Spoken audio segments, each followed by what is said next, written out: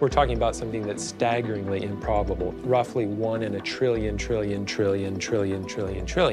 Let all of life choose a million, a trillion. The number is essentially zero. Something has to skew nature to choose the ones that work. So, in the game of life, it looks as if the house always wins. Luckily, some serious scientific minds have figured out a way to beat the odds. Directed panspermia. When faced with the overwhelming problem of the origin of life, Nobel Prize winner Francis Crick proposed this theory, that life was seeded on Earth, which basically means aliens did it. So I think when you look at the evolution of humanity and the different species that have existed throughout time, early on we had a pretty simple story. We split from chimpanzees and monkeys, the Homo sapien ancestors developed, and you end up with Homo sapien, and we're the ones that are left. As we do more research in archaeology, we're discovering a wide range of different hominids. One of them is the Homo luzonensis. And one of the interesting things about it is the structures of some of the bones are sufficiently different that it is a different species. In addition to Homo luzonensis, other ancient human-like species are continually being discovered, like the Denisovans in Siberia and the hobbit-like Homo floresiensis in Indonesia. Given the great diversity of the number of different species, how is it that Homo sapiens sapien ended up the only one left? All those scientists now believe that at least 8 human-like species once walked the Earth. Only Homo sapiens survived. But why? The answer remains one of archaeology's greatest mysteries. Could it be possible that this survival, or the reason why Homo sapiens has survived to this day, is due to an extraterrestrial interference? Are what we're looking at here failed experiments, prototypes? Are we just the latest experiment?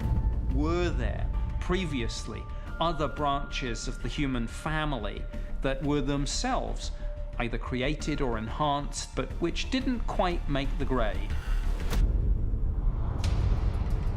Is it possible that extraterrestrial intervention could explain the existence of multiple hominin species on Earth and the fact that only Homo sapiens have survived into the modern era? Ancient astronaut theorists suggest that evidence to support this hypothesis can be found in the historical records of the earliest known civilizations, and in particular, the Sumerian stories of the Anunnaki, also called the guardians of the sky.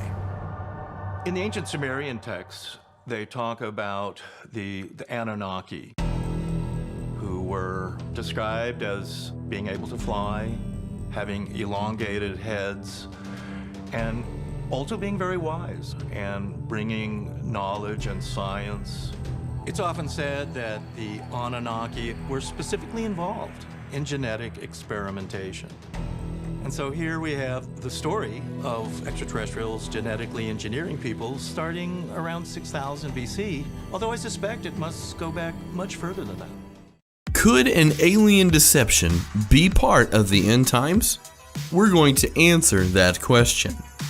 We encourage you to dive deeper into this topic by reading the full article on our website. We know that the events surrounding the end times, as described in the Bible, will include a powerful deception. Recently, interest has been rising in the theory that this deception will include alien beings from another planet. Odd as it may seem, this theory is entirely plausible from a Christian perspective. Although the Bible gives us no word about whether or not aliens exist, it does tell us about visitors from another world, the spiritual world.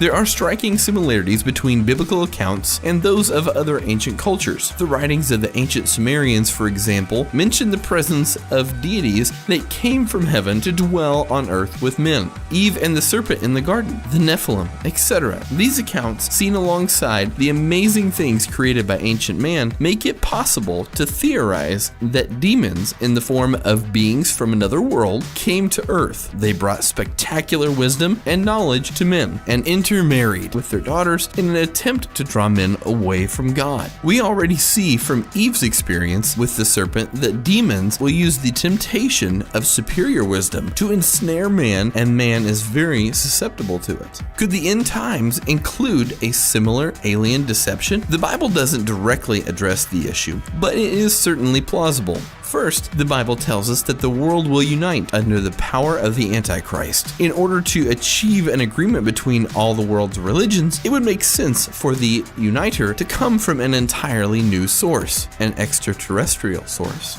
Second, this deception could provide an answer to the problem of Earth's origins. If alien beings arrived and gave us an extraterrestrial explanation for life on Earth, the origins of the world religions, and even the origins of our planet, it would be very persuasive.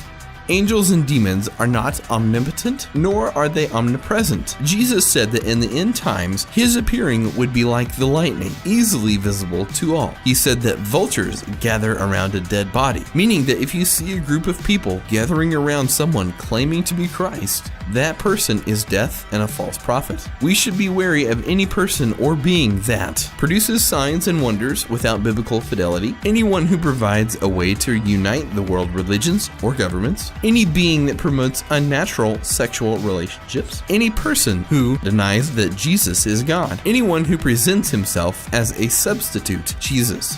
Lastly, if demons manifesting as aliens are part of the end times, we should remember that they too are created beings, subject to a sovereign God, and ultimately answerable to him. No matter what happens to us on the earth, we should trust that the Lord is the Savior, Redeemer, and Protector of the souls who put their trust in him.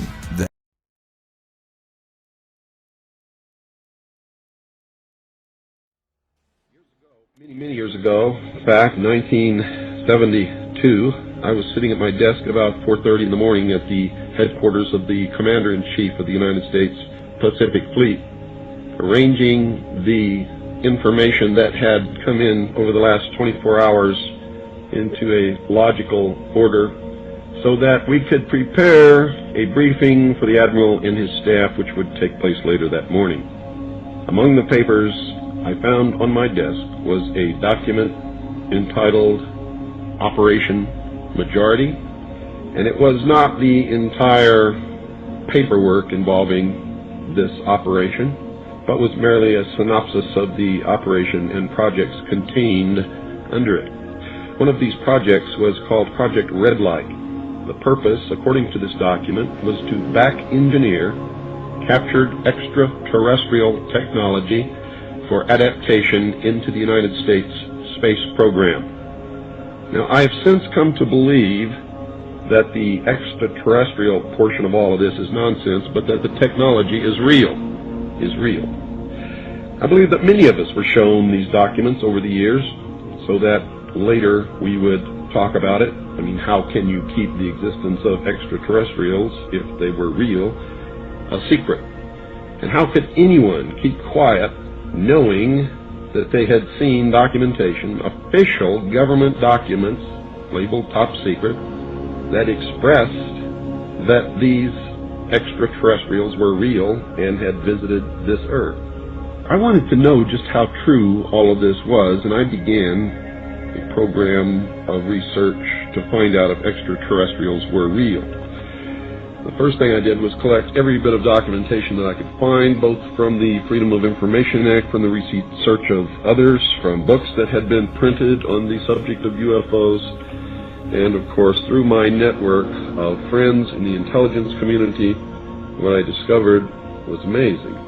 What I discovered, ladies and gentlemen, is that there has been a plan in existence since about 1917, and probably before that, to create an artificial extraterrestrial threat to this earth in order to create a one-world totalitarian socialist government. One of the first documents that I found in my search was this one, the Imperial Japanese Mission 1917, a record of the reception throughout the United States of the special mission headed by Viscount Ishii. And when the Imperial Japanese Mission was in New York City, they had a dinner and some pretty famous people spoke at this dinner. One of them was John Dewey. John Dewey is the father of our failing, disastrous public education system. Here's what he said. Listen very carefully. John Dewey, professor of philosophy in Columbia University, who was the next speaker, was listened to with great intentness. He said, quote, "Someone remarked that the best way to unite all the nations on this globe would be an attack from some other planet. In the face of such an alien enemy, people would respond with a sense of their unity of interest and purpose." Unquote. Now, bear in mind, folks, that's 1917. One of the next documents that I found, and I found quite a few, but one that's pretty important, is called the Report from Iron Mountain, The Probability and Desirability of Permanent Peace. Now, I encourage you to find this book, wherever you can find it. I don't know where you can get it, but find it. Page 66. Credibility, in fact, lies at the heart of the problem of developing a political substitute for war. This is where the space race proposals, in many ways so well suited as economic substitutes for war, fall short. The most ambitious and unrealistic space project cannot of itself generate a believable external menace. It has been hotly argued that such a menace would offer the last best hope of peace, etc., by uniting mankind against the danger of destruction by creatures from other planets or from outer space. Experiments have been proposed to test the credibility of an out-of-our-world invasion threat. And it continues on another page. Nevertheless, an effective political substitute for war would require alternate enemies, some of which might seem equally far-fetched in the context of the current war system. It may be, for instance, that gross pollution of the environment can eventually replace the possibility of mass destruction by nuclear weapons as the principal substitute for war. Are you beginning to get the message, folks? Poisoning of the air and of the principal sources of food and water supply is already well advanced, and at first glance would seem promising in this respect. It constitutes a threat that can be dealt with only through social organization and political power. But from present indications, it will be a generation to a generation and a half before environmental pollution, however severe, will be sufficiently menacing on a global scale to offer a possible basis for a solution. However unlikely some of the possible alternate enemies we have mentioned may seem, we must emphasize that one must be found of credible quality and magnitude if a transition to peace is ever to come about without social disintegration. It is more probable, in our judgment, that such a threat will have to be invented rather than developed from unknown conditions. Ladies and gentlemen, they have created so many alternate enemies in order to bring about their one-world totalitarian socialist state that we don't know which enemy to believe is real or is false, or whether to just toss them all out on their ears. And I think that that is probably going to be the best solution. Disarmament is no accident. All of these bills in Congress to take away our weapons is no accident. The intentional environmental pollution of our lakes, rivers, streams, oceans, forests, everything is no accident, as you just heard. These things were planned many, many years ago. All the bombardment of the public with movies about flying saucers in the 50s, right after the United Nations Treaty was signed and the UN Participation Act was pushed through Congress, and all of the incidents since that have convinced the majority of the American people that flying saucers are real and extraterrestrials exist, and that flying saucers are from an extraterrestrial origin. This is being promulgated in many ways, by television commercials, in the movies, in the newspapers, by creating incidents either real or imagined. I believe, because of my research and because of the extensive documentation that I've found and that is in my book, that this whole scenario has been created to give us an artificial alien threat from outer space. During the Reagan administration, he made 6 speeches, specifically talked about a threat from outer space by some other species from some other planet. 6. ladies and gentlemen. Why would the president repeat the same thing 6 times, tagged on to the ends of speeches by him? The speechwriters did not put that in the speech. Ronald Reagan added it himself. Perhaps we need some outside universal threat to make us recognize this common bound. I occasionally think how quickly our differences worldwide would vanish if we were facing an alien threat from outside this world. This was a powerful suggestion to implant into the minds of the people of the world that there really is a threat from some other species, from some other planet to this Earth. Now, you people out there have been ignoring the UFO phenomenon for too long. It has all the earmarks of the most successful, most sophisticated mind control operation in the history of the world, and you are ignoring it. What better way to implement a plan to bring about a one-world government than to create the possibility in the minds of the people of the world that we are being threatened from some other species, from some other planet, and do it in a way that if anybody questions it or challenged it or wants to talk about it publicly, that they are ridiculed. And the ultimate goal is to make the Earth look very small, to present the people of the world with an external threat to this Earth, a superior race from some other planet, vastly superior to us in intellect, philosophy, and technology, in order to cause the dissolution of nation-states, the dissolution of all existing religions, and the formation of the world totalitarian socialist government